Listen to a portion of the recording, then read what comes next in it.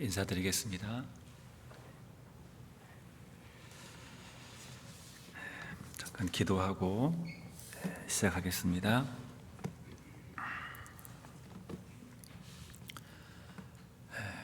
고마우신 거룩하신 우리 아버지 하나님 감사합니다.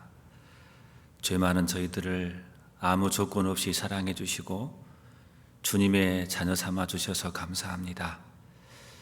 그 은혜도 너무나 감사할진데 저희들 이 땅에 버려두지 아니하시고 주님의 거룩한 교회 가운데 머물러서 서로 사랑하고 서로 봉사하고 서로 같이 말씀을 배우고 전도할 수 있는 기회를 주셔서 감사합니다.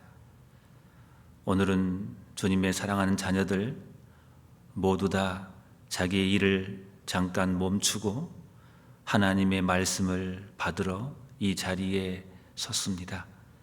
주님께서 이 시간 함께 해주셔서 우리의 마음이 열려서 하나님의 말씀이 깨달아지고 그 하나님의 말씀이 내 마음속 깊은 곳에 들어와서 자리 잡아서 그 말씀이 생활 가운데 반영될 수 있도록 이 시간 주님께서 함께 해주시옵소서.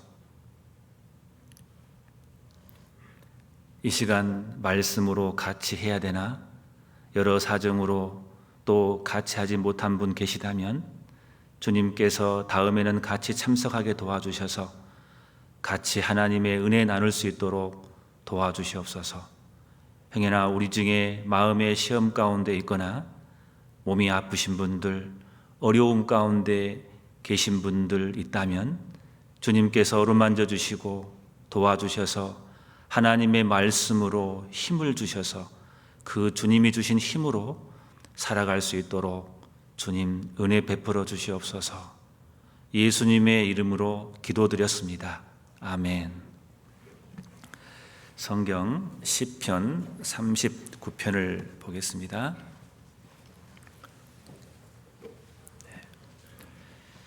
구약 성경 시편 39편 1절부터 제가 읽어 올리겠습니다. 시편 39편 1절입니다. 내가 말하기를 나의 행위를 조심하여 내 혀로 범죄치 아니하리니 악인이 그 앞에 있을 때에 내가 내 입에 자갈을 먹이리라 하였도다. 내가 잠잠하여 선한 말도 바라지 아니하니 나의 근심이 더 심하도다. 내 마음이 내 속에서 뜨거워서 묵상할 때 화가 발하니 나의 혀로 말하기를. 9절 보겠습니다. 내가 잠잠하고 입을 열지 아니하옴은 주께서 이를 택하신 영곤이다. 12절에 여호와여 나의 기도를 들으시며 나의 부르짖음에 귀를 기울이소서. 내가 눈물 흘릴 때 잠잠하지 마옵소서. 대저 나는 주께 객이 되고 거류자가 됨이 나의 모든 열조 같으니이다. 주는 나를 용서하사 내게 떠나 없어지기 전에 나의 건강을 회복시키소서. 여기까지 읽겠습니다. 그동안 주 안에서 평안은 하셨는지요? 제 이제 개인적으로는 이제 안산교회에 있다가 안산교회에서 화성남양교회로 떠난 지 횟수로 계산해 보니까 벌써 6년이 됐더라고요. 시간이 되게 빨리 지난 것 같습니다. 올해도 마찬가지죠. 엊그제 시작한 것 같은데 벌써 10월 달입니다. 며칠 지나면은 아마 올해도 금방 저물어 갈 겁니다. 이 시간이라는 게 잡고 싶지만 잡을 수 없는 게 시간이지 않습니까? 그리고 마지막 때가 될수록 시간의 이 시계가 더 빨리 가는 것 같더라고요. 시간이 지나면 지날수록 또 계절이 바뀌면 바꿀수록 들판의 곡식들이 열매가 익어가고 고개를 숙이고 또 그 과수원의 그 과목들이 열매를 맺혀가는 모습을 봅니다. 그런 것처럼 우리가 구원받고 시간이 지나면 지날수록 우리도 성령의 열매가 맺혔으면 좋겠습니다. 어떠신지 모르겠습니다. 시간이 지나면 지날수록 과수원에 과일의 열매가 풍성하듯이 우리의 신앙도 시간이 지나면 지날수록 성령의 열매가 주렁주렁 열리는지 어떠신지 모르겠습니다.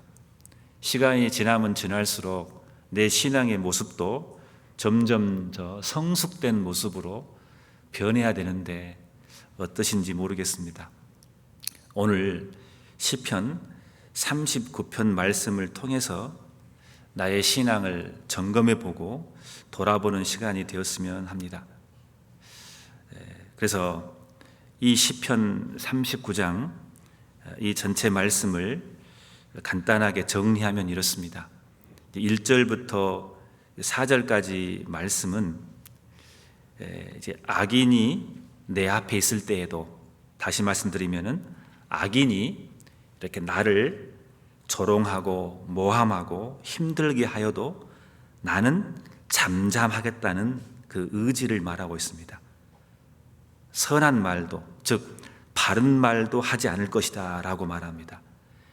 심지어 이렇게 말을 하지 못함으로 내 속에 화가 솟구쳐 올라와도 잠잠하고 기도하겠다는 말씀인 겁니다. 그리고 5절부터 6절 말씀은 나의 연약함을 알게 해달라고 기도하고 있습니다. 그래서 인생의 허물을 통해서 사람과 사람 사이에 발생하는 모든 오해와 모함과 핍박, 이 모든 것은 인생의 그 허무함 앞에서 아무것도 아니라는 것을 말하고 있습니다. 그리고 악인이 잘되고 재물이 많이 쌓이고 잘 된다 할지라도 그것으로 인해서 불평하지 않겠다는 겁니다. 인생의 허무함 앞에서 그것을 말씀하고 있고, 7절부터 이제 13절까지 말씀은 결국은 하나님께서 이 모든 것을 해결해 주시기 때문에 나는 주만 바라보고 살 겁니다. 그래서 9절 말씀처럼 내가 잠잠하고 입을 열지 아니하는 이유는 주께서 이 모든 것을 행하신 연고기 때문에, 주님께서 해결해 주시기 때문에 나는 기도할 뿐입니다 라고 말하고 있습니다. 그래서 주님께서 회복시켜 주십시오 라고 기도로 마무리를 하는 내용입니다. 그래서 시편 39편이 우리에게 주시고자 하는 교훈이 정말 많습니다. 제 개인적으로도 한국에 와서 한국에서 목회를 이제 하고 나서 이쯤 되어서 제 마음에 가장 큰 교훈을 받는다면은 시편 39편이라고 생각합니다. 그래서 오늘 설교 주제를 굳이 붙인다면 내가 잠잠하리이다 라는 주제로 오늘 주어진 시간 내에 이 말씀으로 상고하고 교훈을 받기를 원합니다. 자, 39장 다시 1절, 내가 말하기를 나의 행위를 조심하여 내 혀로 범죄치 아니하리니 악인이 내 앞에 있을 때에 내가 내 입에 자갈을 먹이리라 하였도다. 내가 잠잠하여 선한 말도 바라지 아니하니 나의 근심이 더 심하도다. 여기 보시면은 1절에 나의 행위를 조심하여 라고 되어 있잖아요. 행위를 조심한다 말은 이 문맥상 말을 조심한다 그 말이거든요. 그리고 2절에 내가 잠잠하여 선한 말도 바라지 아니하니 이 선한 말은 다른 말로 옳은 말이다 그 말이에요. 그러니까 내가 말을 조심하고 옳은 말도 말하지 않겠다 그 말이거든요. 즉 다윗은 악인들 앞에서 옳은 말조차 하지 않고 침묵하기로 작정했다 그 말이에요. 그러한 처지가 자기를 더욱 근심하게 만들었다고 말하고 있습니다. 2절 마지막에 나의 근심이 더 심하도다. 내가 잠잠하고 악인들 앞에서 옳은 말도 안 하니 얼마나 마음에 내적으로 갈등이 있었겠냐 그 말입니다. 다윗은 징계로 인해서 실은 많은 어려움 가운데 있는 사람이 다윗입니다. 우리는 구약 성경을 통해서 다윗의 일생을 잘 압니다. 이 시편 39편도 다윗은 시입니다. 다윗의 간증이죠. 다윗은 징계로 인해서 많은 어려움 가운데 있는 사람이었습니다. 악인들도 그러한 다윗을 보면서 다윗을 조롱했던 것입니다. 사실 다윗은 질병으로 인한 고통도 있었지만 그보다 큰 고통이 있다면은 악인들이 조롱함으로 인한 그 정신적인 고통이 더 심각했던 겁니다. 다윗은 바로 이러한 상황 속에서도 이 악인 앞에서, 즉 다윗은 악인들의 조롱에 대해서 반박하지 않는다고 여기서 말씀하고 있거든요. 심지어 자신의 주장이 옳은 것이라 하여도 잠잠하겠다고 다윗은 말하고 있습니다. 1절에 내 입에 자갈을 먹이리다 라고 되어 있거든요. 자기 입에 자갈을 먹인대요. 이 표현은 악인들의 그 조롱 앞에서도 침묵하겠다는 그의 의지가 얼마나 단호했는지를 잘 보여주는 말입니다. 내가 내 입에 자갈을 먹이리라. 자갈이 뭔지 아시죠? 자갈을 먹여서 절대로 내가 말하지 않겠다고 단호한 의지를 보여주고 있는 겁니다. 다윗은 이렇게 악인들 앞에서 침묵하고자 한 이유가 뭐냐? 무엇 때문에 이렇게 침묵하고자 했느냐? 1절에 내가 말하기를 나의 행위를 조심하여 내 혀로 범죄치 아니하리니, 내 혀로 범죄치 않게 하기 위해서 그 악인들 앞에서 다윗은 침묵하기로 결정해버린 겁니다. 사람은 이성보다는 감성의 지배를 받는 존재인 겁니다. 아무리 이성적인 사람이라 할지라도 누가 자신의 감정을 상하게 하면 이성을 상실하고 자기 감정대로 말하고 행동할 경우가 있습니다. 그러한 경우에 좋은 말이 나올 리가 없는 거예요. 다윗은 이것을 잘 알고 있는 사람인 겁니다.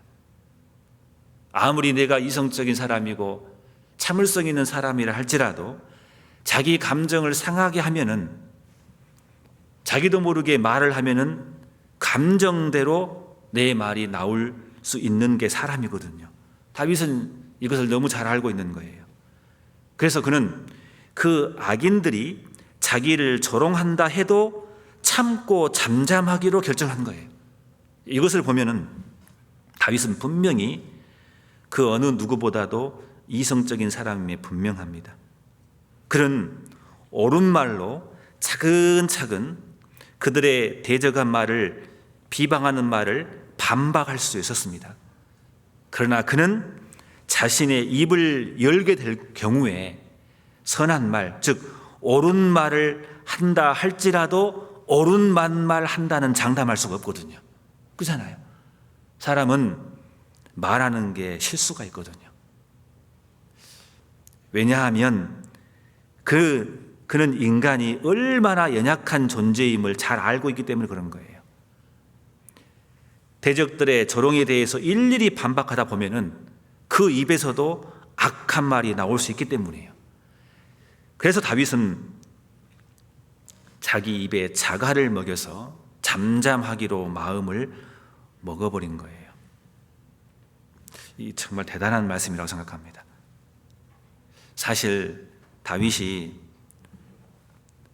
옳은 말만 한다고 해도 악인들이 그 말을 악하게 이용할 수도 있습니다. 그렇잖아요. 아무리 다윗이 옳은 말을 해도 악인들은 그 말을 이용해가지고 더 악한 말을 만들거든요. 그래서 그는 입에 자갈을 먹이듯이 악인들 앞에서 잠잠함으로써 하나님 앞에서 혀로 죄를 범치 않는 것을, 죄를 범하는 것을 피하고자 했던 것입니다. 그래서 우리가 성경을 보면은 특히 잠언에 그런 말씀이 많이 나오잖아요. 우리 잠언 29장 9절을 보면은 지혜로운 자와 미련한 자가 다투면 뭐라겠죠?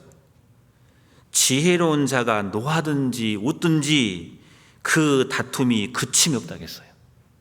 지혜로운 자와 미련한 자가 다투면 그런다 그 말이에요. 잠언 29장 9절에 그런 말씀이 있잖아요.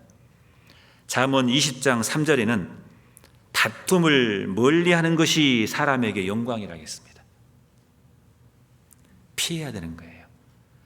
우리가 잘 아는 잠언 15장 18절에 분을 쉽게 내는 자는 다툼을 일으켜도 노하기를 더디하는 자는 시비를 그치게 하느니라 그랬습니다. 그렇잖아요. 잠언 17장 14절에 다투는 시작은 방축에서 물이 새는 것 같은 듯 그랬어요. 이게 다툼이 시작이 되면은 방축에서 물이 새는 것 같다. 무슨 말이잖아요. 큰 저수지에 뚝이 있는데 거기에 구멍 하나만 뚫리면은 그거 방치하면 큰일 나잖아요. 나중에 그 뚝이 무너지거든요. 다툼의 시작이라는 것은 그와 똑같다. 방축에서 물이 새는 것 같다고 잠언 17장 14절에 하나님 우리에게 말씀하고 있는 겁니다. 내가 옳은 말을 한다 할지라도 잘못하면 그게 다툼이 될 수가 있는 거거든요. 그래서 시편 39장 3절을 보시면은 내 마음이 내 속에서 뜨거워서 묵상할 때 화가 발하니 내 혀로 말하기를 했습니다. 심지어 내 속에서 뜨거워서 침묵할 때 화가 발한다고 했어요. 선한 말도 하지 않고 침묵을 지킨다는 그 결심은 그 내면에 얼마나 큰 고통이 있겠습니까? 그 내면의 고통을 말해주고 있는 거예요. 악인들이 횡행하고 하나님의 공의를 거슬려서 온갖 악한 말로 서슴지 않는 말을 하고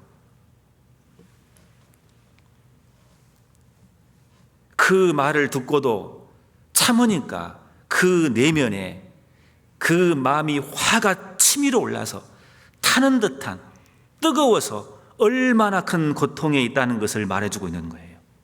그렇잖아요. 그걸 참고 있으니까 내 마음이 내 속에서 뜨거워서 묵상할 때 화가 발하니 나의 혀로 말하기를. 얼마나 고통스러우면 그러겠냐 그 말이에요. 자기 고통스러움을 지금 표현하고 있는 겁니다.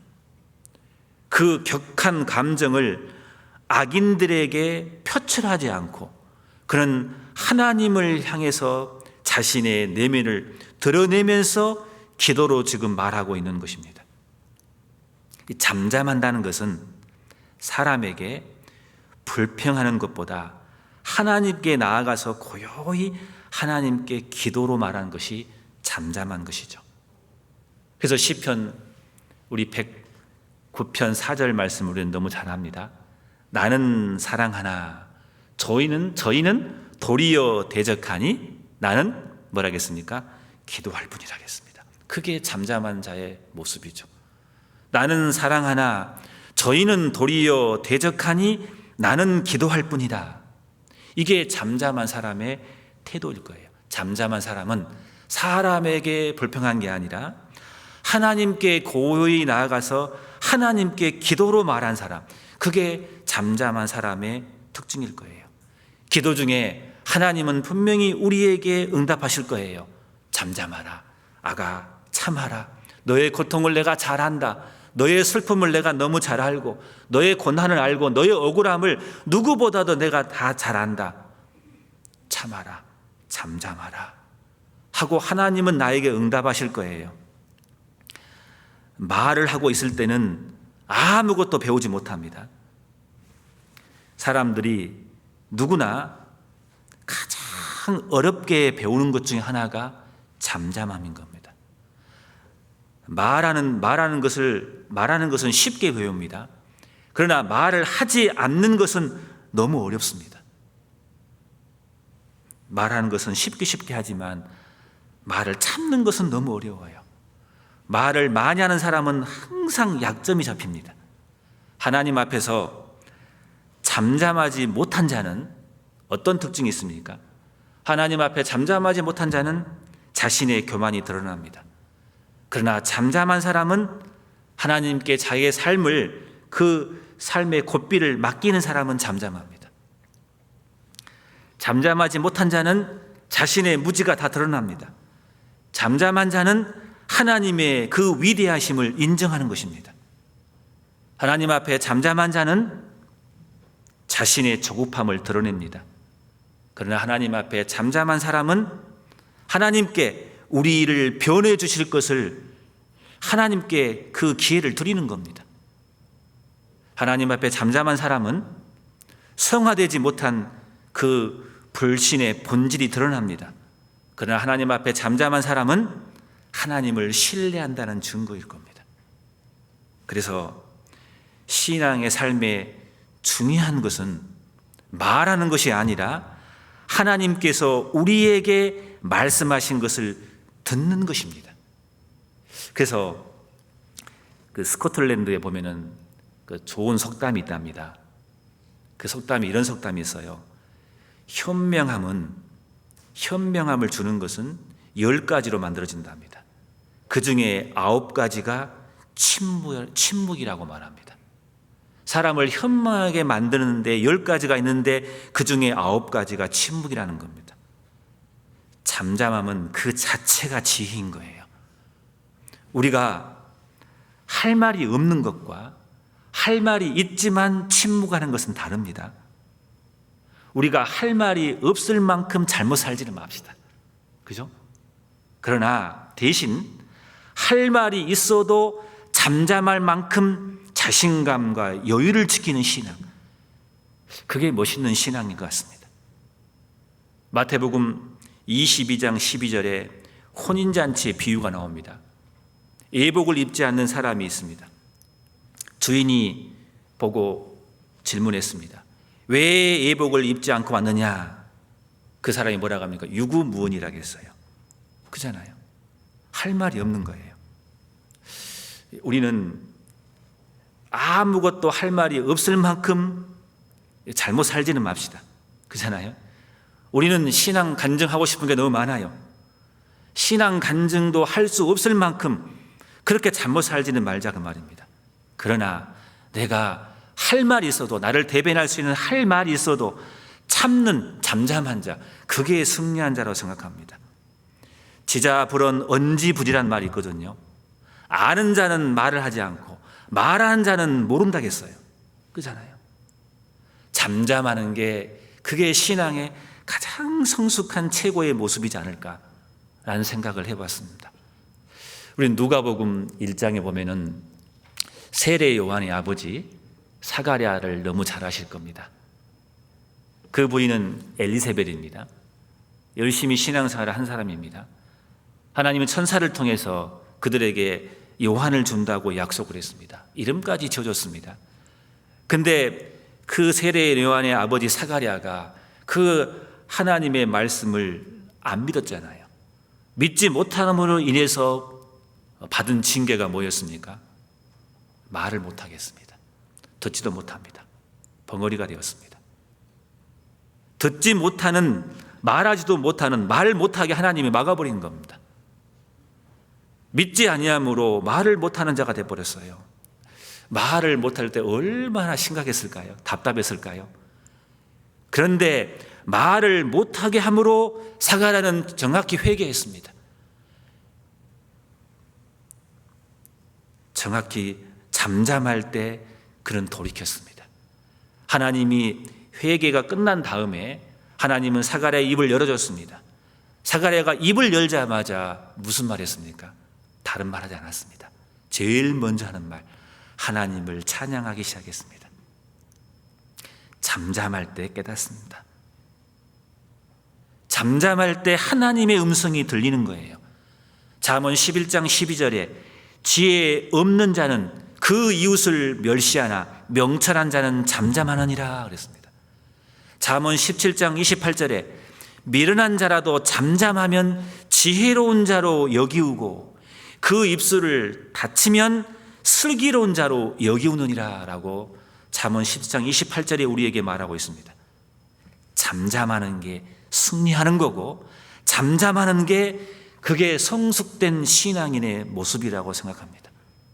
그래서 어떻게 해야 잠잠함을 배울 수 있을까? 그게 중요하잖아요. 이 시편 39편에 그 원리가 나온다고 생각합니다. 어떻게 해야 그 잠잠함을 배울 수 있을까? 시편 39장 4절 보겠습니다. 시편 39장 4절 여호와여 나의 종말과 연한의 어떠함을 알게 하사 나로 나의 연약함을 알게 하소서. 자, 알게 하소서 기도하고 있습니다. 여호와여 나의 종말과 연한의 어떠함을 알게 주시옵소서. 인간의 한계와 그 연약함의 실상을 알게 해달라는 것입니다.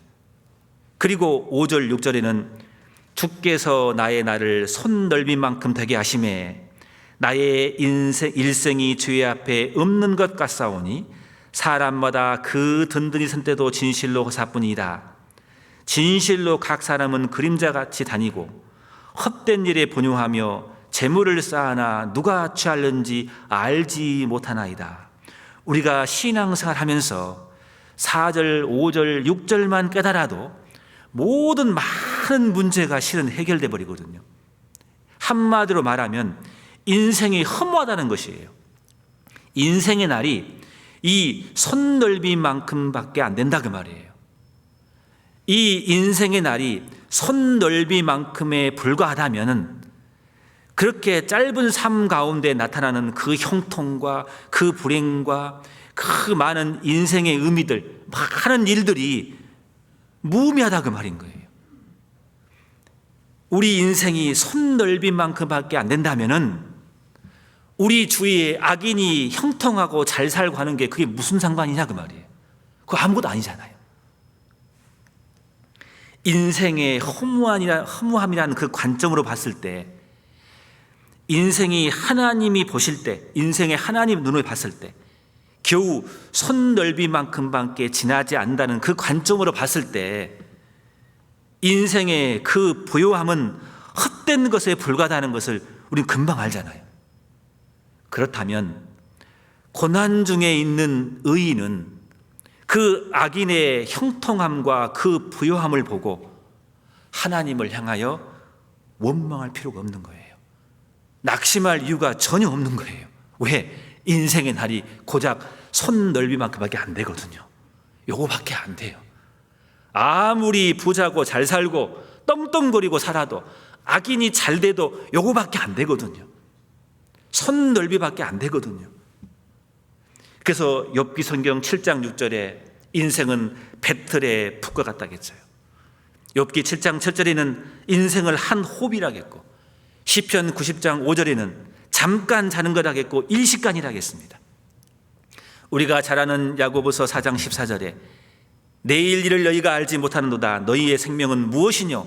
너희는 잠깐 보이다가 없어지는 뭐라겠습니까? 안개니라겠어요. 인생은 안개와 똑같아요. 그냥 그림자 인생이에요. 그냥 한숨인 거예요. 배틀의 북인 거예요. 한 호흡인 거예요. 하면 끝나는 거예요. 인생이라는 것은 그렇잖아요. 인생이 손넓이만큼밖에 안 되는 그 하나님의 관점으로 인생을 해석하는 거예요. 그러면은 모든 많은 문제, 내 원통함, 모든 것이 다 해결될 거예요. 실은 다윗은 지금 그것을 말하고 있는 겁니다. 다윗은 이것을 알았죠. 인생의 삶 가운데서 다윗이 인생을 살고 다 마치고 죽을 날이 되었습니다. 자기 아들 솔로몬을 불러놓고 마지막 유언을 합니다. 너무 잘 아시죠? 열왕기상 2장에 보면은 뭐라겠습니까? 아들아, 너는 대장부가 되라 말합니다. 믿음에 있어서 졸부가 되지 말고 대장부가 되라. 근데 그 말씀하기 전에 무슨 말씀합니까? 아들아, 세상 모든 사람이 가는 길로 가게 되었으니 너는 대장부가 되라. 대장부가 되라는 말씀 앞에 굳이 이 말을 합니다. 세상 모든 사람의 가는 길로 가게 되었다. 아들아 봐라, 너희 아버지 나도 죽는다. 너도 죽는단다. 인생은 그런 거란다. 이 세상에서 영원히 사는 게 아니란다. 이 세상은 잠깐 있다가 없어지는 거란다. 이 세상은 진짜가 아니다. 실은 가짜예요. 우리가 눈에 보이는 이 세상은 진짜가 아니에요. 헛된 거라겠습니다. 진짜는 그 나라거든요. 주님의 나라. 거기서 다 판가름 되는 거예요. 인생은 선 넓이밖에 안 돼요. 이 땅에 숨쉬고 사는 이 땅의 날은 금방 지나가고 마는 거예요. 다윗은 자기 아들 솔로몬에게 그 말을 먼저 하고 싶은 거예요. 세상 모든 사람의 가는 길로 가게 되었다. 너희 아버지 죽지 않느냐? 너도 죽는다, 그 말입니다. 다윗은 이러한 지식이 있었어요. 다시 솔로몬에게 이것을 언급하는 거예요. 다윗은 이것을 머리로만 지식으로 가지고 있는 게 아닌 거예요. 이걸 정확히 깨달은 거예요. 그래서 이 지식을 통해서 악인의 형통과 그 의인의 고난이라는 그 현실상의 그 불균형 앞에서도 이 인생을 보고 극복할 수가 있는 거예요. 그잖아요. 금방 지나거든요. 아무것도 아니에요.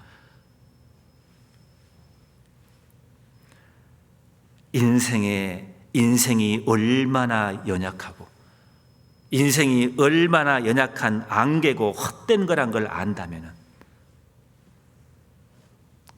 우리는 그 함정에 빠지지 않을 거예요. 손 넓은 만큼밖에 안 되는 인생입니다. 거기에 우리가 소망을 둘 필요가 없는 거예요. 손 넓이밖에 안 되는 거기에다가 우리의 모든 마음을 다 거기다 쏟을 필요가 없는 거예요. 손 넓이밖에 안 되는 그 허무한 인생 앞에서 거기서 잘 먹고 잘 사는 사람들을 굳이 부러워할 필요가 없는 거예요. 그잖아요. 비록 내가 몸이 아프고 내가 주님을 믿는다는 이유만으로 많은 사람들에게 핍박을 받고 고난을 받고 내가 선을 행하는데 또 불구하고 오해를 받고 그런 말을 들어도 괜찮은 거예요. 왜? 이거 선 넓이밖에 안 되거든요. 선 넓이만큼 안 되는 그 인생 가운데서 자기가 아무리 열심히 살고 노력하고 돈을 위해서 최선을 다해서 모든 것을 취할지라도 그 재물이라 그 명성 그거 뭐예요? 요거밖에 안 되거든요. 굳이 요거밖에 안 돼요. 거기에 우리는 마음 쓸 거 없어요. 그래서 손 넓이밖에 안 되는 그 인생 앞에서 내 마음속에 살아가면서 신앙생활하면서 내 마음속에 불같은 화가 치밀어 올라와도 손 넓이밖에 안 되는 그 인생 앞에서 그 허무 앞에서 그거 아무 의미 없는 거다 그 말인 거예요. 이것을 깨달으면은 잠잠할 수가 있는 거예요. 이 하루살이가 있는데 하루살이는 내일이 없는데 마치 내일이 있는 것처럼 서로 싸우고 화내고 불평하고 그렇게 참지 못한다면 그거 정말 우스운 일 아니겠습니까? 꼭 내일이 있는 것처럼 오늘밖에 없는데 어쩌면 우리는 하루살이 인생을 살고 있는 것 같습니다. 손 넓이밖에 안 되는 그거밖에 안 되는 고작 인생 앞에서 우리가 아웅당하면서 서로 잘난 척하고 말하고 오해하고 싸우고 다투고 하는 게 무슨 소용이 있냐 그 말이에요. 다윗은 이것을 안 거예요. 이게 그래서 우리의 인생이 손 넓이만큼 되지 않는다는 것을 안다면은 많은 문제를 해결할 수 있을 것입니다. 무엇이 중요한지, 무엇을 위해 살아야 할지, 어떻게 가치 있게 살아야 할지를 우리는 알 겁니다. 손 넓이만큼 되지 않는 것을 그것에 악착같이 붙잡고 분노하며 살 필요가 없어요. 그래서 우리는 영원한 곳에서 받을 그 영광과 상급을 위해서 비록 지금은 어렵고 불평하고 힘들지만 그것을 바라보면서 잠잠히 참으면서 사는 게 우리 그리스도인의 모습인 것입니다. 다윗은 그 삶을 선택한 거예요. 다윗은 이 모습이 우리 그리스도인에게 가장 성숙된 모습이지 않겠습니까? 우리가 어떻게 잠잠하며 살 수 있습니까? 억울한데. 그러나 이 시편을 통해서 인생의 허무함, 한 호흡밖에 안 되는, 손 늘림만밖에 안 되는 그 인생 앞에서 그것만 깨달은다면 그가 그냥 넘길 수 있는 거예요. 그 아무것도 아닌 거예요. 그렇잖아요. 다윗은 지금 그것을 말하고 있습니다. 이것이 있었기 때문에 다윗은 잠잠하겠다고 결심했던 겁니다. 그리고 잠잠함을 배울 수 있는 비결이 무엇일까요? 7절 보겠습니다. 7절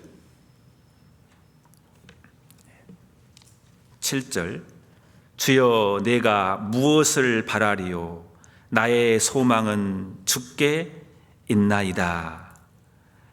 나를 모든 죄가에서 건지시며 우매한 자에게 유혹을 보지 않게 하소서. 내가 잠잠하고 입을 열지 아니하옴은 주께서 이를 행하신 영곤이다. 자, 여기 보시면 잠잠하는 그 비결이 뭐냐? 이 8절에 언급한 것처럼, 자 보세요. 나의 모든 죄가에서 건지시며 그랬어요. 왜 다윗은 잠잠함을 배웠냐? 결국은 하나님께서 나를 건져주시기 때문에, 그래서 7절처럼 말할 수 있는 겁니다. 주여 내가 무엇을 바라리요 나의 소망은 주께 있나이다. 그런 거예요. 내가 잠잠하면 하나님께서 건져주신 것을 알기 때문에 다윗은 잠잠할 수 있었던 거예요. 하나님이 해결해 주신 것을 믿었던 거예요. 그래서 나의 소망은 주께 있나이다. 다윗의 신앙인 거예요. 우리 신앙생활 가운데 누가 잠잠할 수 있느냐? 하나님을 강하게 의지하는 자, 하나님께서 모든 것을 기가 막힌 방법으로 건져주시고 해결해 주신 것을 믿는 사람은 잠잠하는 겁니다. 그러나 그것을 믿지 않는 사람들은 들리는 거예요. 말이 많은 거예요. 자기의 억울함을 막 호소하고 막 말하고 싶은 거예요. 그러나 하나님이 해결해 주실 믿는 사람들은 잠잠할 수가 있는 겁니다. 다윗은 그렇게 기도하고 있습니다. 우리 시편 39편을 봤으니까요. 시편 37장을 봐보겠습니다. 시편 37장 7절을 보겠습니다. 시편 37장 7절 여호와 앞에 잠잠하고 참아 기다리라. 자기의 길이 형통하며 악한 꾀를 이루는 자를 인하여 불평하여 말지어다. 분을 그치고 노를 버리라. 불평하여 말라. 행악에 치우칠 뿐이라. 대저 행악하는 자는 끊어질 것이나 여호와를 기대하는 자는 땅을 차지하리로다. 여기 보시면은 중요한 말씀이 있습니다. 7절에 여호와 앞에 잠잠하고 참아 기다리라 라고 있습니다. 9절에는 자 보세요. 대저 행악하는 자는 끊어질 것이나 여호와를 기대하는 자는 땅을 차지하려다. 자, 여호와를 기대하는 자, 이 기대하는 자가 무슨 뜻일까 하고 그 원어를 봤더니 카와라고 하더라고요. 카와. 다른 말로 봤더니 참을성 있게 기다리는 것을 기대한다고 되어 있어요. 참으면서 잠잠히 기다리는 게 카와라 그 말이에요. 잠잠하고 기다린 자를 의미하는 겁니다. 참을성 있게 기다려야 하나님의 뜻이 나타나는 거예요. 하나님의 의가 나타나는 거예요. 악인이 형통하고 세상 사람들에 비하여 우리가 초라하게 보일지라도 불평하지 말고 시기하지 말고 불안해하지 말고 참고 기다리면 하나님의 뜻이 나타난다 그 말입니다. 악인의 번영은 일시적인 겁니다. 악인의 형통은 잠시입니다. 그래서 성경은 악인의 형통을 보더라도 하나님께서 이루어지심으로 참고 기다리고 있으라 그 말인 거예요. 여기 시편 37장 7절에 보시면은 하나님 앞에 잠잠하고, 이 잠잠하란 말을 찾아봤더니 도움이에요. 도움. 히브리어 도움. 이게 무슨 뜻인가 봤더니 앞서지 말고 조급하게 떠들지 말라 그 말이에요. 이 잠잠하란 뜻풀이가 도움인데 앞서지 말고 조급하게 떠들지 말라 뜻이거든요. 하나님을 신뢰하고 기다리라 그 말입니다. 자, 우리가 왜 잠잠해야 됩니까? 왜 잠잠할 수 있습니까? 우리가 이 당면한 문제를 해결할 수 없기 때문에, 이 문제의 해결은 오직 하나님 그분만이 가능하시기 때문에, 하나님 그분을 통해서만 가능하기 때문에 하나님께서 하시기 때문에 잠잠히 기다리라 그 말이거든요. 우리는 시편 62장 1절 말씀을 잘 압니다. 내 영혼이 잠잠히 하나님을 바라며 그랬어요. 나의 구원이 그에게서 나오는도다. 나의 영혼이 잠잠히 하나님만 바라며 그랬어요. 하나님만 바라보는 사람은 잠잠할 수 있습니다. 왜? 나의 구원이 그에게서 나오는도다. 하나님께서 문제를 해결해 주신 줄을 안 사람들은 내 영혼이 잠잠히 주님만 바라볼 수가 있는 겁니다. 시편 62장 9절에 나의 영혼아 그랬어요. 자기 보고 하는 말이에요. 나의 영혼아 잠잠히 하나님만 바라라. 대저 나의 소망이 저로 쫓아 나는도다 그랬거든요. 정말 내가 신앙생활 하면서 들리지 않고 잠잠할 수만 있다면 최고의 성숙된 신앙이지 않을까 생각을 해봤습니다. 이사야 30장을 봐보겠습니다. 구약성경 이사야 30장을 봐보겠습니다. 30장 15절.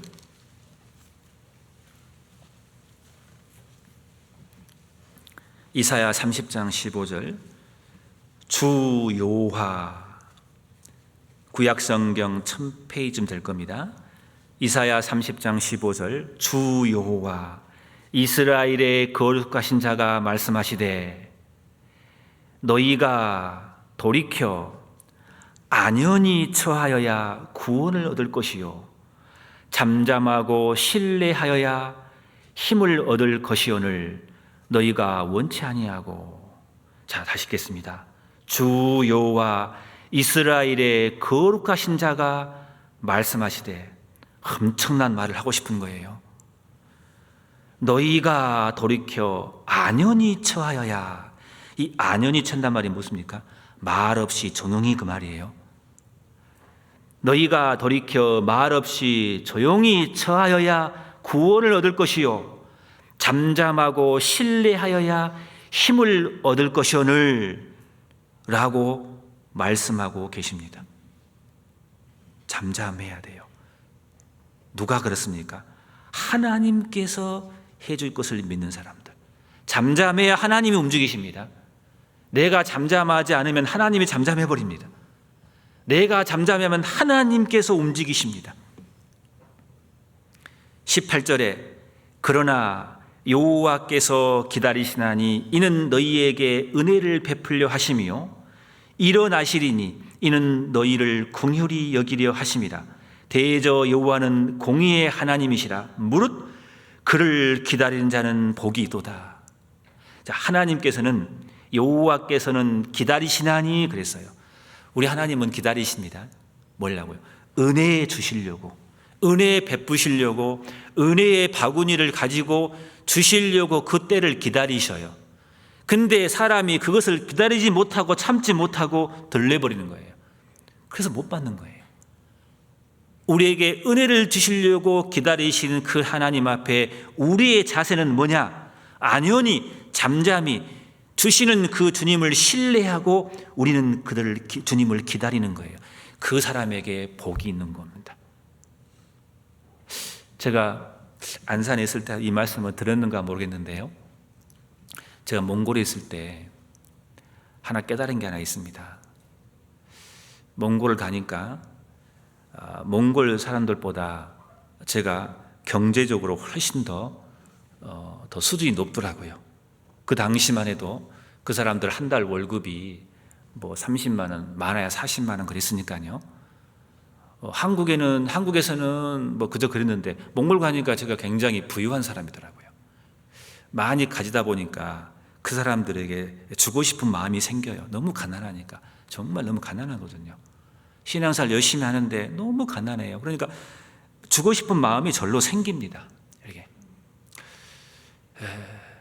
근데 그냥 줬다가 낭패를 받은 적이 많거든요. 그래서 어떤 사람에게는 정말 주고 싶은데 이것을 바로 주면은 그 사람의 신앙이 망가진 것을 알거든요. 주고 싶은데 못 주는 그 고통 아셔요? 주고 싶은데 못 주는 고통이 있어요. 준비를 해놨습니다.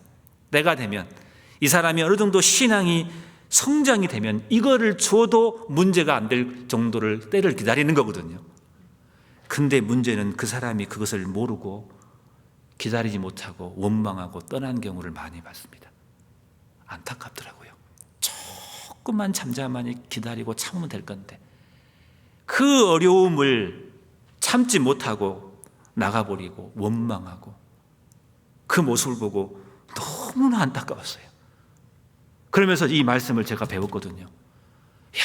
하나님은 모든 것을 다 주기를 원하신 분이잖아요. 왜? 아들을 주셨거든요.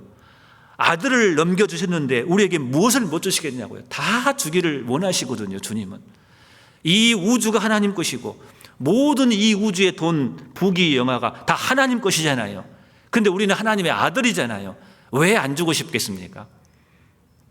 제가 딸이 하나 있는데 부모가 돼 보니까요, 다 주고 싶더라니까요. 그게 우리 하나님의 마음인가를 내가 알았습니다. 근데 당장 못 주잖아요. 기다리는 거예요. 조금만 아기야 기다려라. 조금만 참아다오. 조금만 그 원망이 있고 힘들어도 네가 오해가 있지만 조금만 기다려주라. 내가 다 풀어줄게. 내가 엄청난 걸로 너희가 갚아줄게. 은혜의 바구니를 가지고 하나님은 기다리시는데 참지 못하고 중간에 넘어지기 때문에 그 복을 받지 못하는 거거든요. 그런 경우가 진짜 많을 거예요. 시끄럽고 떠들면 하나님의 우리를 주시고자 하는 그 복이 달아남은 거예요. 힘을 얻지 못합니다. 떠드는 것은 결국 불평받게 되지 않고 따지게 되고 삐지게 되는 겁니다. 그렇잖아요. 우리는 하나님 앞에 이해가 안 되더라도 우리 베드로 잘 아시잖아요. 베드로 보면은 말이 적게 보여요? 말이 많게 보여요? 어쩐지 말이 많은 사람 같고 어쩐지 목소리가 큰 사람 같아요. 성격이 불같은 사람이거든요. 근데 그 베드로가 부활하신 예수님을 만나고 성령을 받고 즉 구원을 받고 나서 베드로가 쓴 베드로 전서를 보면 어떻습니까? 참으라는 말씀이 얼마나 많은지 몰라요. 애매히 고난을 받아도 슬픔을 참으면 이는 아름다우나 애매하게 고난을 받아도 그 참을 수 없는 다윗이 구원받고 하는 말이 뭡니까? 참으라고 말합니다. 반복해서 애매하게 고난을 받거든요. 잘못한 것이 없거든요. 그런데 오해를 받아요. 고난을 받아요. 슬퍼요. 그러나 그 슬픔을 참으면 이는 하나님 앞에 정말 아름답다고 했어요. 아름다우니라. 죄가 있어 매를 맞고 참으면 무슨 칭찬이 있으리요. 오직 선을 행함으로 참으면 이는 하나님 앞에 너무나 아름답다고 베드로는 이야기하고 있습니다. 참으면은요 화병 걸려요. 아시죠? 여러분 어때요? 화병 걸려서 병이 나서 혹 일찍 죽는다 할지라도 참어서 천국에 상급 쌓은 게 더 낫지 않습니까? 그게 더 낫지 않아요? 그리고 그리스도인이 참으면 하나님께서 그걸 아프게 하실 것 같아요? 만약에 참지 못하면은 그 참지 못함으로 인한 그 부끄러움 때문에 더 큰 스트레스를 받을 거예요. 우리 그리스도인들은 참는 게 이기는 겁니다. 잠잠하는 게 승리하는 겁니다. 아무리 억울한 일이 있어도. 그렇잖아요. 구원받지 않은 사람 앞에 억울한 힘을 당합니다. 가정에서도 그렇고, 그리고 회사에서도 그렇고, 혹여나 교회에서도 그런가도 모르겠습니다. 그러나 우리 그리스도인의 최고의 덕목은 참는 겁니다. 할 말이 있어도 잠잠하는 겁니다. 그게 성숙된 신앙인의 모습이라고 생각합니다. 욥기 13장 5절을 보면은 욥이 친구들에게 말합니다. 너희가 잠잠하고 잠잠하기를 원하노라. 이것이 너희의 지혜일 것이니라 말하고 있거든요. 욥의 친구들은 욥에게 좋은 말 한다고 많은 말을 많이 했어요. 그런데 그것이 욥에게 진정한 위로가 됐냐고요. 그건 욥을 도와주는 게 아니에요. 차라리 그냥 잠잠하니 있는 것이 더 낫다 그 말이에요. 미련한 자라도 잠잠하면 지혜로운 자로 여기운다 그랬거든요. 차라리 가만히 있는 게 낫거든요. 가끔씩은 문병 갈 때 병문안 갑니다. 그 사람을 나름대로 위로한답시고 말을 잘못했다가 어떻게 됩니까? 낭패 본 경우도 있잖아요. 차라리 잠잠하는 게 더 나을 때가 있어요. 바라보면서 또박또박 보면서 불쌍히 여기면서 기도해주고 손 잡아주고 오는 것이 더 나을 때도 있습니다. 그렇다고 해서 말하지 마라 말은 아닙니다. 해야 할 말이 있고 하지 말아야 할 말이 있습니다. 그 병문안 가서 어떻게 말합니까? 자신 한번 살펴보세요. 뭐 괜히 아프겠어요? 농담으로도 하면 안 되잖아요. 할 말이 있고 안 할 말이 있는 겁니다. 욥의 친구들이 너무너무 좋은 말 했어요. 틀린 말이 없거든요. 근데 진정으로 욥에게는 은혜가 되지 않았어요. 위로가 되지 않았습니다. 그래서 너희가 잠잠하고 잠잠하기를 원하노라. 제발 좀 가만히 있어라. 이것이 너희의 지혜일 것이니라. 괜히 말했다가 더 우둔한 자로 여길까 두렵다 그 말인 거예요. 그래서 우리 신앙생활 가운데 가장 좋은 덕목이 있다면은 이 잠잠한 겁니다. 하나님께서 해결해 줄 것을 믿는 사람은 그렇게 할 수 있습니다. 이 때가 있는 겁니다. 우리 성경 전도서 3장을 보면은 그런 말씀 있잖아요. 천하의 범사에 기한이 있다 하겠잖아요. 그래서 모든 목적을 이룰 때가 있나니 시작할 때가 있고 끝날 때가 있다 하잖아요. 찢을 때가 있고 꿰맬 때가 있다 하잖아요. 그리고 뭐라 하겠습니까? 잠잠할 때가 있고 말할 때가 있다 했어요. 근데 잠잠할 때가 먼저예요. 잠잠할 때가 있고 말할 때가 있어요. 잠잠한 것이 먼저 나옵니다. 잠잠한 것을 먼저 해야 돼요. 진짜 해야 할 말만 하는 게 그게 성숙된 신앙인의 모습이라고 생각합니다. 먼저는 잠잠히 듣는 거예요. 사무엘상 8장을 보면은요, 하나님이 사무엘을 불러서 사무엘을 부르는데 그때 이제 이야기가 나오는데요. 이스라엘 백성들이 자꾸 왕을 원하는 거예요. 사무엘이 봤을 때 정말 얼토당토 않는 이야기거든요. 지금까지 하나님께서 왕이 되어서 그 이스라엘을 보살피고 도와주었는데 그들이 그거 잊어버리고 사람의 왕을 원하는 거예요. 사무엘의 입장에 봤을 때는 정말 그들의 모습이 정말 배은망덕하거든요. 어떻게 이럴 수 있냐 그 말이에요. 계속해서 그들이 왕을 달라고 합니다. 그래서 사무엘이 하나님께 그 어려움을 토했거든요. 근데 하나님은 사무엘에게 뭐라고 한 줄 아세요? 사무엘 8장 7절에 뭐라 하겠습니까? 네가 한 말을 다 들으라 그랬어요. 그들이 한 말을 그냥 다 들으라 했어요. 들으라고. 하나님은 사무엘에게 그렇게 말합니다. 사무엘은 그 말씀을 듣고 그들의 그 엉뚱하지 않는 말이지만 다 들어준 거예요. 잠잠한 사람은 듣기를 잘합니다. 그래서 잠언 18장 13절에 사연을 듣기 전에 대답하는 자는 뭐라 하겠습니까? 미련하여 욕을 당한다겠어요. 우리는 이야기할 때 너무나 급해요. 내 말이 안 끝났는데 사람이 그 말을 받아쳐가지고 이야기를 하거든요. 자세히 보세요. 근데 그것이 나도 그렇습니다. 주변 사람들 이야기할 때 그렇죠. 내 말이 안 끝났는데 그 사람이 말을 합니다. 그러면 속상하던가요? 기분 좋던가요? 우리 부부싸움 할 때 그러죠. 자기 말만 하기 좋아하거든요. 자기 입장에서만. 상대방 말을 충분히 들어야 돼요. 잠잠한 사람들은 듣기를 잘합니다. 야고보서 1장 10절에 내 사랑하는 형제들아 너희가 알거니와 사람마다 듣기는 속히 하고 말하기를 더디하며 성내기도 더디하라 했습니다. 우린 듣기를 잘해야 돼요. 그렇잖아요. 우리 성경 사무엘상 10장을 봐보겠습니다. 사무엘상 구약 성경 사무엘상 10장을 한번 봐보겠습니다. 사무엘상 10장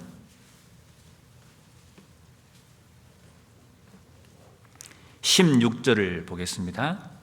사무엘상 16장 구약 423페이지쯤 될 겁니다. 사무엘상 10장 16절 제가 읽겠습니다. 사울이 그 숙부에게 말하되 그가 암나기를 찾았다고 우리에게 분명히 말하더이다 하고 사무엘에 말하던 나라의 일은 고하지 아니하니라. 사울이 처음에 신앙이 좋았을 때의 모습인 겁니다. 하나님이 사무엘을 통해서 사울 네가 왕이 될 거라고 먼저 이야기해 줍니다. 그래서 사무엘이 왕이 된다는 것을 그 징조를 통해서 그 암나기를 잃었는데 암나기를 찾는 과정 속에서 그 징조를 통해서 사울에게 확증을 줍니다. 너는 이 나라의 왕이 될 거라고. 가문의 영광이잖아요. 사울이 왕이 된다는 거예요. 그러면 말하고 싶을 거 아니에요. 사무엘을 만난 거 알아요. 그 숙부가 물어봤거든요. 사울이 그 숙부에게 말하되 그 15절을 보면은 15절 사울의 숙부가 가로되 정하노니 사무엘이 너희에게 이른 말이 내게 구하라. 야, 사무엘이 뭘 말했니? 사무엘 선지자인데 뭐 대단한 말을 한 것 같아요. 궁금했던 거예요. 근데 사울은 뭐예요? 우리의 16절 중반에 우리에게 분명히 말하더이다 하고 사무엘에 말하던 나라의 일은 고하지 아니한 거예요. 이 뭐예요? 사울이 왕이 돼 자기가 왕이 되어서 다스린다는 그 일은 말하지 않은 거예요. 자랑하지 않았어요. 들리지 않았어요. 이것을 말함으로써 또 많은 문제가 있을 것 같은 거예요. 하고 싶어도 참은 거예요. 사울의 신앙이 좋을 때는 이런 모습이었습니다. 27절 봐보겠습니다. 27절 어떤 비류는 가로되 이 사람이 어떻게 우리를 구원하겠느냐 하고 멸시하며 예물을 들으지 아니하니라. 그러나 그는 잠잠하였더라. 사울이 왕이 된다고 하니까 어떤 사람들은 그것을 인정하지 않았어요. 이 사람이 어떻게 우리를 구원하겠느냐, 이 사람이 사울이 왕이 돼서 우리를 전쟁에서 승리할 수 있겠느냐 믿지 않았어요. 멸시했다겠어요. 그래서 사울에게 예물을 드리지 아니했다겠어요. 그런데 사울은 그러나 그랬어요. 그러나 그는 뭐라 하겠습니까? 잠잠하였더라. 저 같으면 이렇게 안 할 것 같은데요. 여러분들 보십시오. 제가 부족하지만 하나님이 세웠잖아요. 좀 믿어주세요. 조금만 참아주고 좀 따라주세요. 막 말할 것 같아요. 근데 사울은 신앙이 좋았을 때 그는 잠잠하였더라라고 말합니다. 하나님이 사무엘을 통해서 왕이 된다는 그 징조의 말, 그 기가 막힌 그 이야기를, 스토리를 이야기할 만하잖아요. 그런데 사울은 신앙 상태가 좋았을 때는 그는 잠잠하였도다. 왜? 하나님께서 해결해 줄 것을 알기 때문에 그런 거예요. 그렇잖아요. 정말 신앙 상태가 좋은 거예요. 말할 때가 있긴 있죠. 가만히 있지 않을 때가 있긴 있습니다. 우린 전도할 때, 그리고 내가 신앙 가운데서 깨달은 것을, 내 깨달은 것을 간증 가운데 이야기해야 됩니다. 그것은 나눠 가는 거기 때문에, 나만 가진 게 아니라 그것은 서로 나눠 가진 거기 때문에, 교제는 나눔이기 때문에, 서로 발을 씻는 거기 때문에. 그래서 가능하면 간증할 때 내 이야기를 하는 게 좋아요. 은혜가 되는 겁니다. 어떤 사람은 간증하는데 남의 이야기 하거든요. 자꾸 다른 사람 이야기합니다. 그거 별로 은혜가 안 됩니다. 내가 말씀 가운데 싸워서 승리했던 이야기, 혹 실패했던 이야기, 나의 간증을 하는 거예요. 그게 맛있는 거예요. 그게 옳은 간증이지 않습니까? 남의 이야기하고 뭐 하겠습니까? 그리고 우리가 평상시의 삶에서도 마찬가지입니다. 남의 이야기는 할 필요가 없는 거예요. 뭐하러 남의 이야기를 합니까? 칭찬도 잘못하면요, 말이 많아지면 그거 올무가 됩니다. 여러분, 제 예를 들어볼까요? 한 남편이 아내에게 이런 말을 했답니다. 여보, 당신은 너무 아름다워요. 세상 사람들이 어떻게 볼지 모르지만 나는 당신이 제일 아름다운 것 같아요. 최고의 칭찬이잖아요. 그런 말 들으면 기분 좋아요, 안 좋아요? 그것까지만 해야 되는데 뭐라고 합니까? 당신 눈만 빼고. 칭찬인 같지만 그건 칭찬이 아니에요. 사람들은 말할 줄 모릅니다. 여러분, 우리는 말할 줄 모른다는 걸 아셔야 됩니다. 내 마음에 있는 본질의 마음을 말로 표현 잘 못합니다. 실수가 납니다. 그래서 누가 나에게 안 좋은 말이 들릴 때에도 그 사람의 본질이 그렇다고 생각하지 마세요. 사람들은 말할 줄 모릅니다. 말에 실수가 있어요. 그거 오해할 필요 없어요. 그냥 잠잠히 있으면 되는 거예요.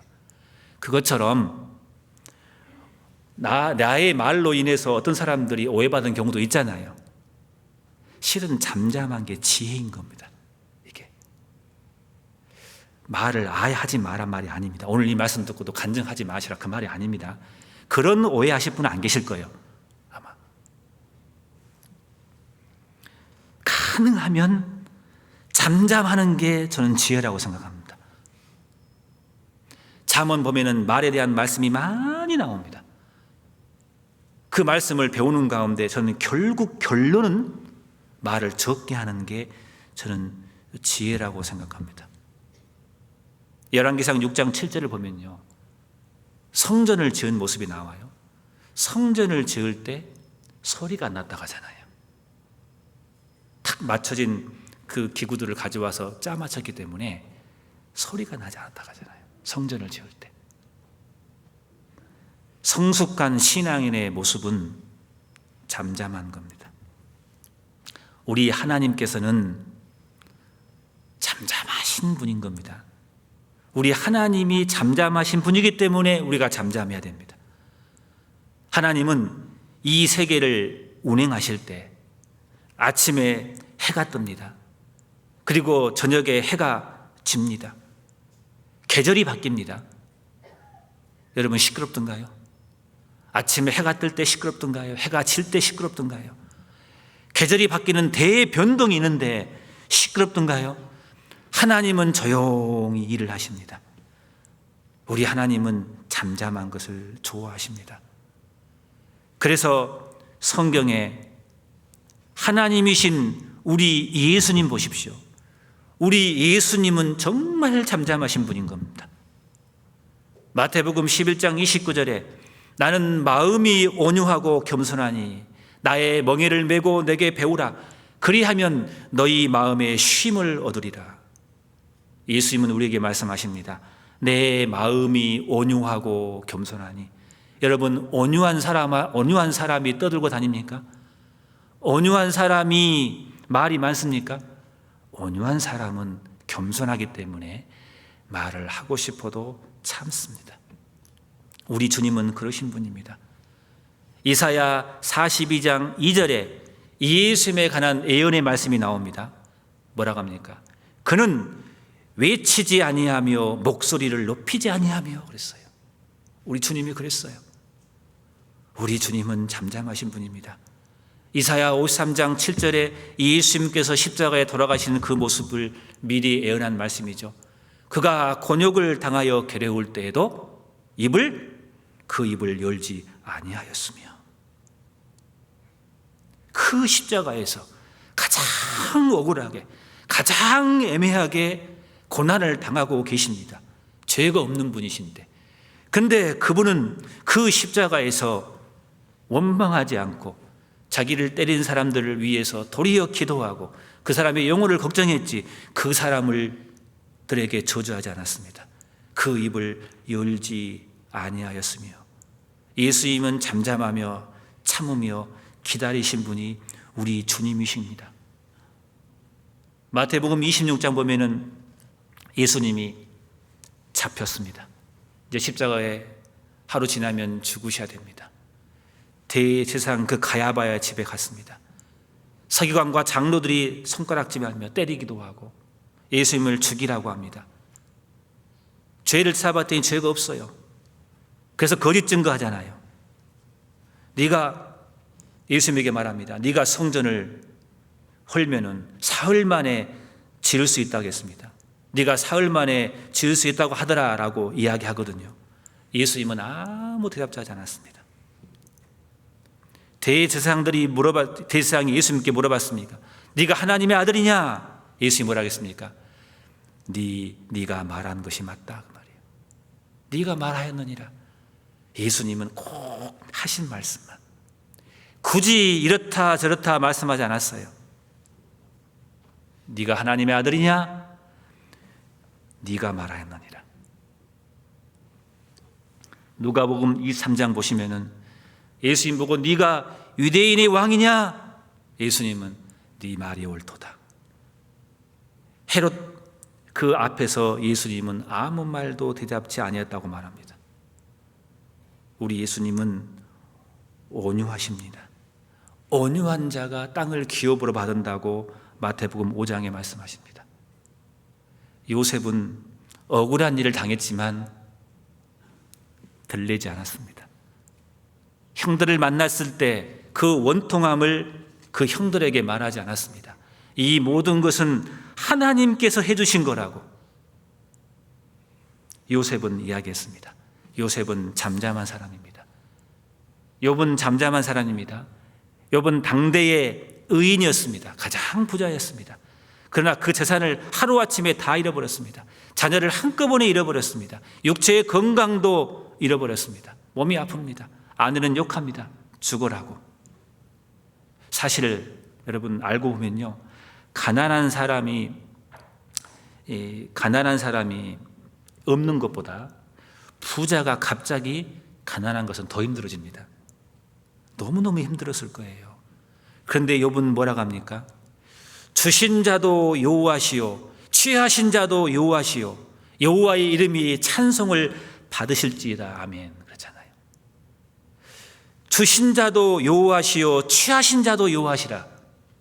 모든 것을 다 하나님께 맡긴 사람이에요. 그래서 욥은 잠잠한 사람일 거예요. 잠잠하는 자가 말 많은 자를 이기는 겁니다. 그게 성경의 법칙이에요. 잠잠하는 자가 이기는 거예요. 말 많은 자가 이기는 것 같이 보이죠. 세상은 그렇습니다. 자동차 사고 나면은 목소리 큰 사람이 이긴다잖아요. 세상은 목소리 크고 말 많은 자고 조리 있게 말하는 사람이 이긴 것 같이 보이지만 신앙은 그렇지 않습니다. 두고 보십시오. 잠잠히 눈물 나도 억울해도 참아 보십시오. 주님이 기가 막힌 방법으로, 엄청난 방법으로 우리에게 복으로 갚아주실 거예요. 우리가 참는 게 복인 겁니다. 참고 잠잠하는 자가 말씀을 잘 듣는 거거든요.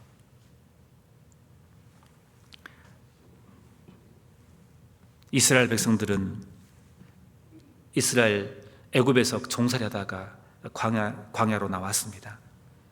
그들은 잠잠하지 못했어요. 광야에서 불평했어요. 하나님을 거역했어요. 그래서 그들은 다 엎드러진 거잖아요. 1세대들은 출애굽하고 했던 1세대들은 다 불평했기 때문에 여호수아 갈렙 외에 가나안에 못 들어갔잖아요. 찬송가 79장 2절에 이런 말이 있어요. 이방인이 떠들고 나라들 모여서 진동하나 우리 주 목소리 한 번 발하시면 천하의 모든 것 망하겠네라는 찬송가 그 79장 2절에 그런 말씀이 있더라고요. 우리 하나님께서는요, 한 목소리로 한 음절로 천하를 다 평정할 수 있습니다. 한 번 소리치면 다 끝나는 거예요.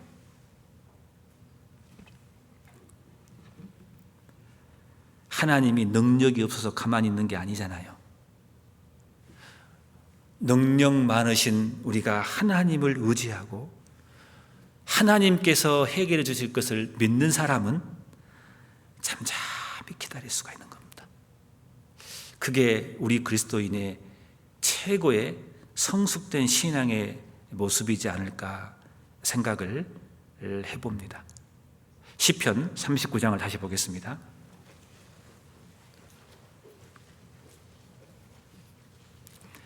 시편 39장 9절 제가 읽겠습니다. 내가 잠잠하고 입을 열지 아니하옴은 주께서 이를 행하신 용곤이다. 잠잠함으로 주님을 닮아가는 우리가 되었으면 좋겠습니다. 잘하고 계시지만 우리는 더 주님 앞에 이 모습이 우리는 필요하다고 생각합니다. 우리가 잠잠하면 주님이 대신 움직여 주실 겁니다. 우리가 잠잠하지 않으면 주님은 일하지 않으실 겁니다. 그래서 내가 하는 게 더 좋을까요? 하나님이 하시는 게 더 좋을까요? 내가 하는 게 빠를까요? 하나님 하시는 게 빠를까요? 자명합니다. 창조주 하나님께서 하시는 것이 승리의 길인 겁니다. 그게 편한 길인 겁니다. 내가 하려고 떠들고 말 많고 내가 나서면은 하나님의 일은 이루어지지 않습니다. 우리가 할 일은 잠잠히 있고 주님을 바라보고 인생의 허무함을 알고 이거 해봤자 아무것도 아니고 손 넓이밖에 되지 않는 그 인생 앞에서 무의미한 거예요. 그걸 알고 그리고 내가 잠잠하면 틀림없이 주님은 다 듣고 계시고 다 알고 계시고 나의 억울함을 알고 계시기 때문에 그 주님을 붙들고 꼭 참는 거예요. 병 안 생깁니다. 걱정할 필요 없습니다. 그게 우리 그리스도인이 승리하는 겁니다. 어디서나 세상 사람들 앞에서나 가정에서나 부부관계 속에서도 자녀를 키울 때도 교회에서도 어디에서도 이것은 우리에게 필요하다고 생각합니다. 옛날에 그 백경이란 소설 아시죠? 그 영화로도 나온 거 옛날 영화입니다. 그 백경이라는 그 영화인데 그 모비딕이죠. 흰 고래. 그 고래를 잡는 그 영화 아시죠? 한번 들어보셨을 거예요. 거기서 보면은 한 선원이 배가 풍랑을 만나가지고 막 분주합니다. 배 일을 하는데 막 엄청나게 많은 사람들은 분주합니다. 근데 한 사람 선원은 작사를 가지고 조용히 때를 기다립니다. 그 모비딕, 그 백경, 그 흰 고래를 잡기 위해서 조용히 있습니다. 잠잠하게 때를 기다립니다. 나타났을 때 그 작사를 확 던지잖아요. 그 눈을 맞춰버립니다. 우리는 그런 자세가 필요합니다. 하나님 일에 분주하는 것은 좋습니다만은 시끄럽고 요란하면 안 됩니다. 고요하고 잠잠하면서 침착하게 참으면서 할 필요가 있습니다. 하나님께서 도와주실 겁니다. 틀림없이 승리하게 해주실 겁니다. 그때 내 마음속에 기쁨의 눈물을 흘릴 수가 있는 겁니다. 여러분, 성경 고린도전서를 보면은 그리스도의 향기란 말이 나옵니다. 향기. 향수 아시죠? 여자분들이 쓰는 향수. 향수는 사람 마음을 상쾌하게 만듭니다. 기쁘게 만듭니다. 조금만 뿌려도 좋습니다. 그런데 여러분, 그 향수는 소리가 나지 않습니다. 향기는 소리가 나지 않습니다. 용각사는 소리가 나지 않습니다. 그 광고 아시죠? 소리가 나지 않지만 엄청난 영향력을 발휘합니다. 그 향기는 소리를 내지 않습니다. 그러나 영향력이 있습니다. 사람을 기쁘게 해주고 기분 좋게 해줍니다. 조금만 뿌려도. 우리가 인생을 살면서 그 향기처럼 잠잠하니 온유한 모습으로 우리가 주님께 기도하고 참고 살아간다면은 그것이 향기가 되어서 주위 사람들을 기쁘게 할 겁니다. 그러면 결국은 이 땅에서 사람들이 알아주지 못한다 할지라도 하나님 나라에서, 그 천국에서 주님께서 해같이 빛나게 해주실 겁니다. 주님께서 분명히 갚아주실 겁니다. 그래서 나는 잠잠하리이다. 한국에서 목회하면서 한 5년 동안 하면서 가장 많이 배웠던 말씀은 전 이 말씀 같습니다.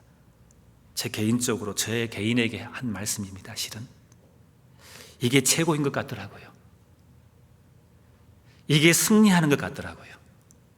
그래서 오늘 같이 주일날 이 말씀으로 서로 상고해 보았습니다. 기도하고 마치겠습니다. 고마우신 아버지 하나님, 감사합니다. 오늘 시편 39편 말씀을 통해서 내가 잠잠하리이다, 이 주제로 말씀을 배웠습니다. 하나님, 내 신앙의 삶 가운데 눈물나고 억울하고 원통하고 힘든 경우가 많이 있습니다. 하지만 그럴 때마다 내 입술을 지키게 도와주시옵소서. 잠잠하게 도와주시고, 무엇보다도 이 세상의 삶은 손 넓이만큼밖에 되지 않는 그 허무한 인생 앞에 우리의 삶이, 우리가 원통하고 우리가 힘들게 사는 모든 것은 결국 아무것도 아니라는 것, 이방인의 형통함과 이방인의 모욕과 그 핍박도 다 금방 지나간다는 것을 알고 잠잠히 참는 삶을 살게 도와주시옵소서. 무엇보다도 주님께서 나의 억울함을 아시고 나의 모든 것을 아시고 건져주시고 갚아주신다는 그 하나님을 신뢰함으로 잠잠하니 기다리는 저의 삶이 되게 도와주시옵소서. 하나님, 우리 예수님을 닮은 사람이 되게 도와주시옵소서. 주님께만 간곡히 의탁을 드립니다.